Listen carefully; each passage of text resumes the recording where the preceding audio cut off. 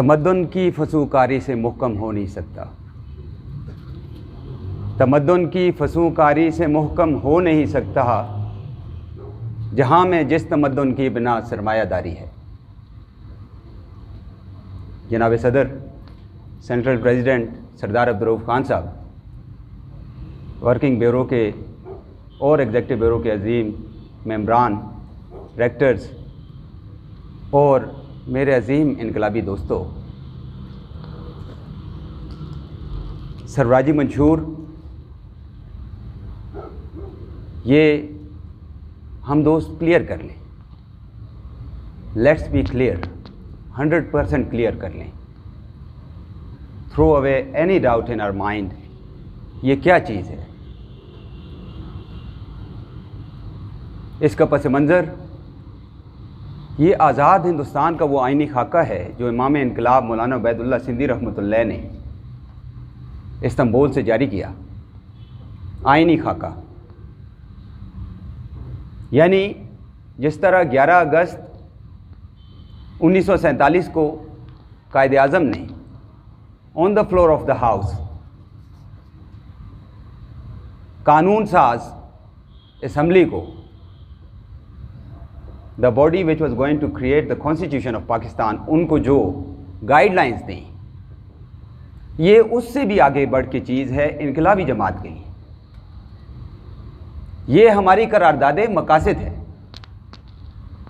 ये वो गाइडलाइन है, ये वो पैरामीटर्स हैं जिसके अंदर रहते हुए इनकलाबी जमात ने कानून साजी करनी। ये आज़ाद हिंदुस्तान का आइनी खाका है। इसकी इंपॉर्टेंस ज़रा समझें। तफसीलात दोस्त बार बार इसमें पढ़ते रहते हैं, उनको अंदाज़ा भी है, मैं बहुत ज़्यादा उसमें जाने की ज़रूरत नहीं है। But let's think about the importance of this document. It's a policy document. इसकी अहमियत, इसकी इंपॉर्टेंस पे ज़रा गौर करें कि इसके बारे में अंग्रेज़ क्या कहता है, और ये भी क्लियर कर लें कि इससे पहले किसी हिंदुस्तानी की तरफ से no XYZ with in the great सब कॉन्टिनेंट, किसी ने हिंदुस्तान की आज़ादी के बाद उसकी आइनी शक्ल क्या होगी, उसका दस्तूर कैसे तश्कील पाएगा, वो खाका पेश नहीं किया था।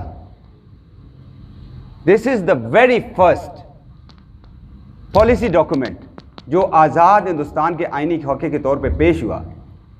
और इसकी इंपॉर्टेंस का अंदाज़ा इस चीज़ से लगाएं, जब एक नज़म कोई लिखता है, कोई एक नावल लिखता है, कोई एक वैक्सीन ईजाद होती है, तो उसकी अहमियत का अंदाज़ा इससे नहीं होता कि कोई XYZ सोसाइटी में उसकी तारीफ़ कर दे।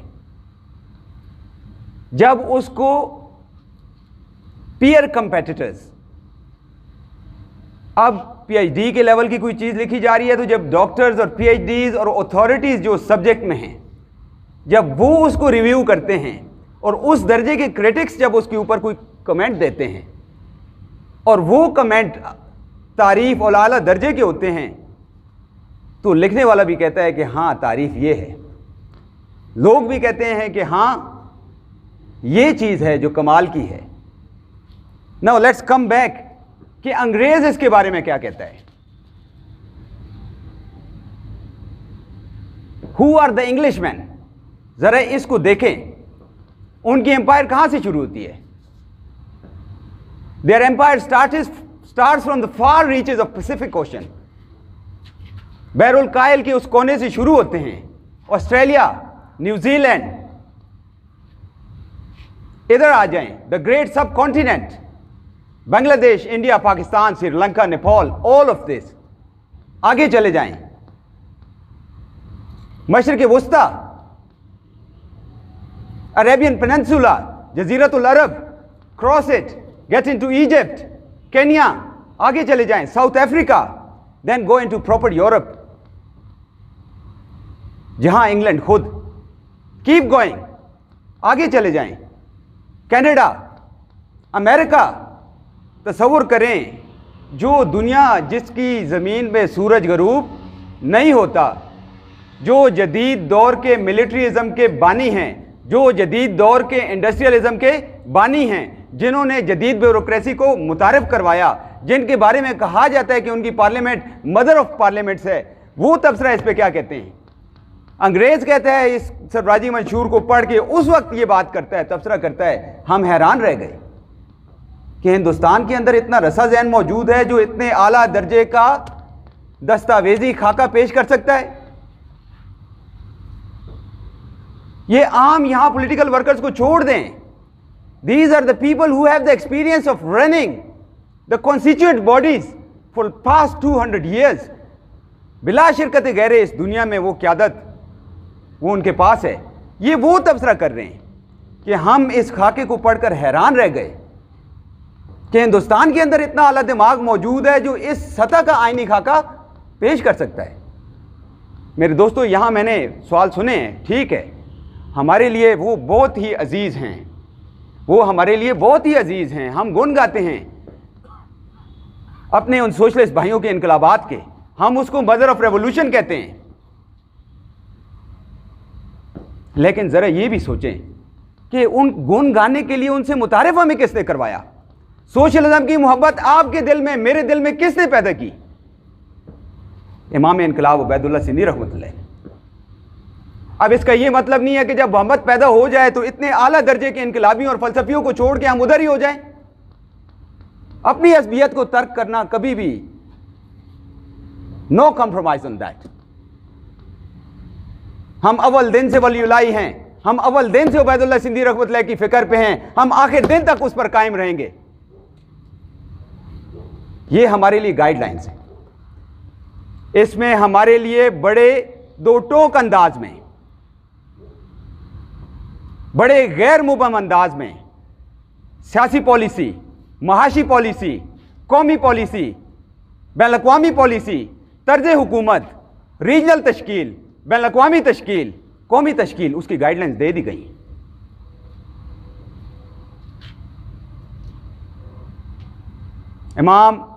امام انقلاب مولانا عبید اللہ سندھی رحمۃ اللہ فرماتے ہیں پولیٹیکل سسٹم ہمارا سیکولرزم کی بنیاد پہ ہوگا، اکنامک سسٹم ہمارا سوشلسٹ بنیاد پہ ہوگا، اور اس میں یہ بات کرتے ہیں، وہ سلیوٹ کرتے ہیں یورپ کو۔ جب وہ یورپ کی بات کرتے ہیں، اس ڈسٹنکشن کو دیکھیں، جب حضرت سندھی یورپ کہتے ہیں نا تو ان سے مراد ان کی مشرقی یورپ ہوتا ہے جس میں بنیادی سوویت یونین ہے، اس سے مراد ان کا مغربی یورپ نہیں ہوتا۔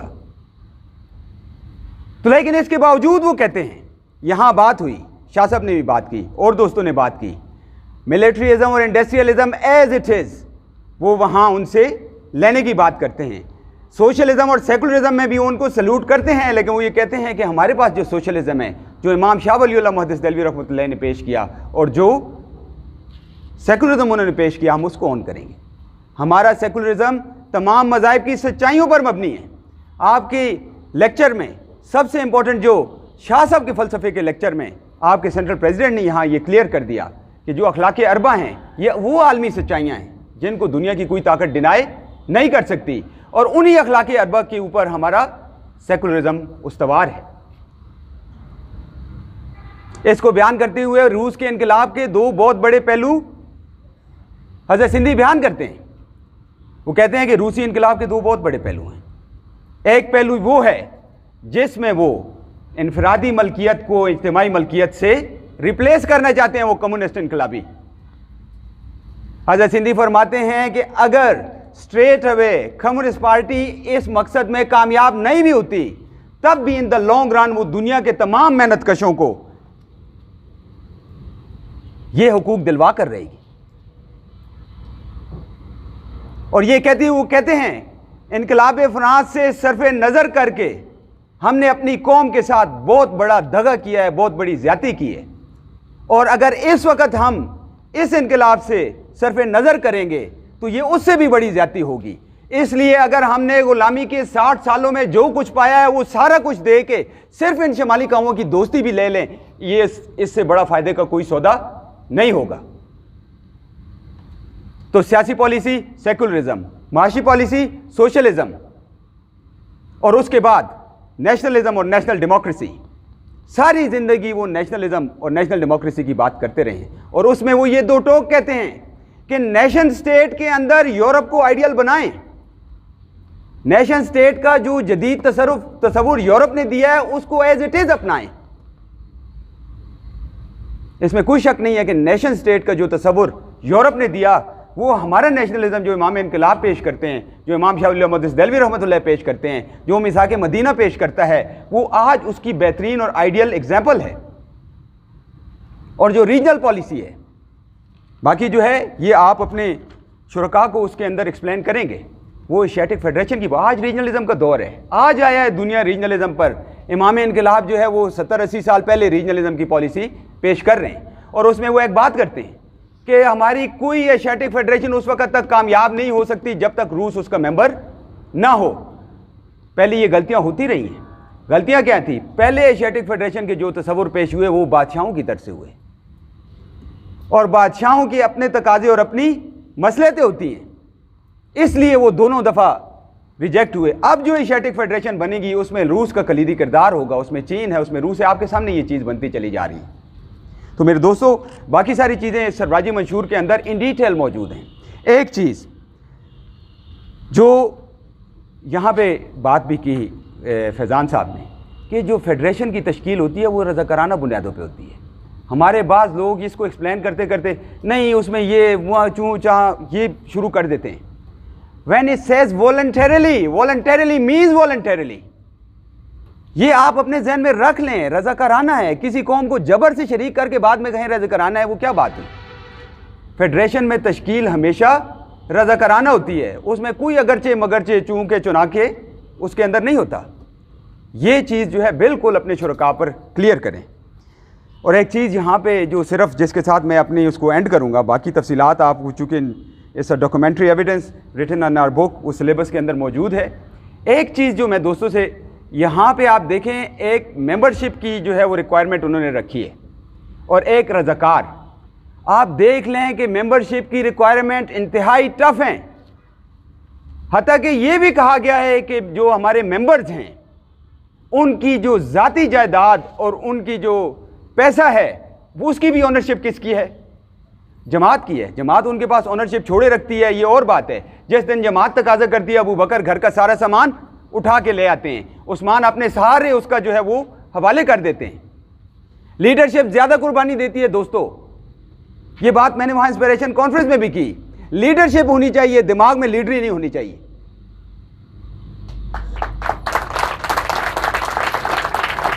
اس چیز کو اپنا حرص جاں بنا لیں۔ اگر لیڈر سمجھتا ہے کہ یہ میز اٹھانے میں میری ہتک ہوئی ہے، یہ صفائی کرنے میں میری ہتک ہوئی ہے، کارکن صفائی کر رہا ہے اور لیڈر اس میں خود کو جو ہے وہ ہتک محسوس کرتا ہے، وہ لیڈر نہیں ہے۔ کیونکہ جب خندق کھولی جا رہی ہے تو خدال کس کے ہاتھ میں بھی ہے؟ اللہ کے حبیب کے ہاتھ میں بھی ہے۔ لوگوں نے 2 پتھر باندھے ہوئے ہیں تو انہوں نے 3 پتھر باندھے ہوئے ہیں۔ جہاں گمسان کا مارکا ہوتا ہے، جہاں گمسان کی لڑائی ہوتی ہے، سب سے آگے لیڈرشپ کھڑی ہوتی ہے۔ لیڈرشپ کنٹینروں میں نہیں بیٹھتی کہ خود گرم جگہ پہ بیٹھی ہو اور کارکن جو ہے میدان میں قربانیاں دے رہے ہوں۔ اس لیے میرے دوستو، یہ لیڈرشپ کا کیڈٹ بیٹھا ہے۔ میں صرف اس سے یہ ریکویسٹ کرتا ہوں کہ اس شہر کو اپنا جو ہے وہ حرص جاں بنائیں۔ نگاہ بلند سخن دل نواز جہاں پرسوز، یہی ہے رخت سفر میرے کارواں کے لیے۔ شکریہ۔